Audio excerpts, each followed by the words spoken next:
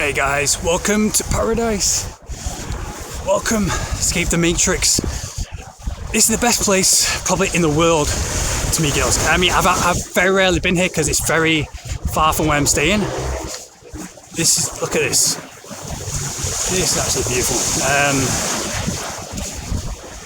But I need to just come here and just relax, and just relax and chill. I need to get rid of the anxiety. Social media has created so much anxiety. This is like escape from the matrix. This is how people are living. But people, you might think, people chase like sex and money all the time. That's all they chase.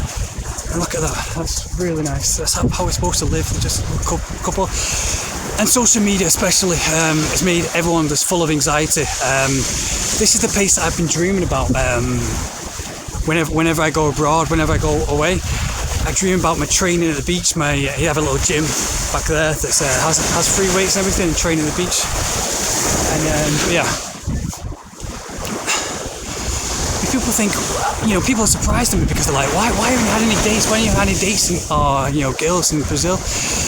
It's because there's so much to do here. You come here and you have the sea and you have the mountains, and you just feel you don't have that frustration.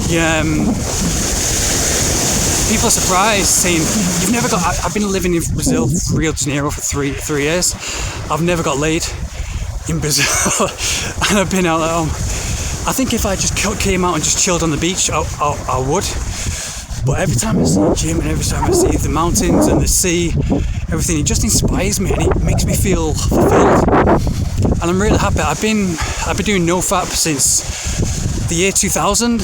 I first did it because I'm inspired by Bruce Lee. Bruce Lee's like my heroes, Bruce Lee and Muhammad Ali. And I'm all about pushing myself physically, seeing what I'm capable of. And I watched the movie 40 Days and 40 Nights.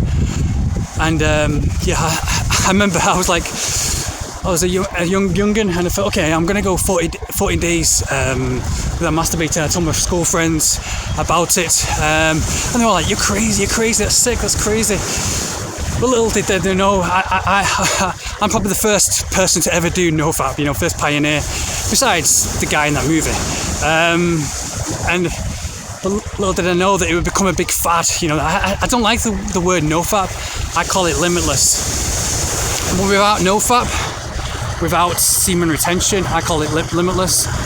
I probably wouldn't be here enjoying freedom. And it has been bad. I have had times when I have just been in prison, but not in prison, jail. I've not been locked with, on my way to court, I had to wait for court, so I've been in. I'm not sure if you call it prison or jail. I'm getting mixed up. I think it's different in USA as well, in England.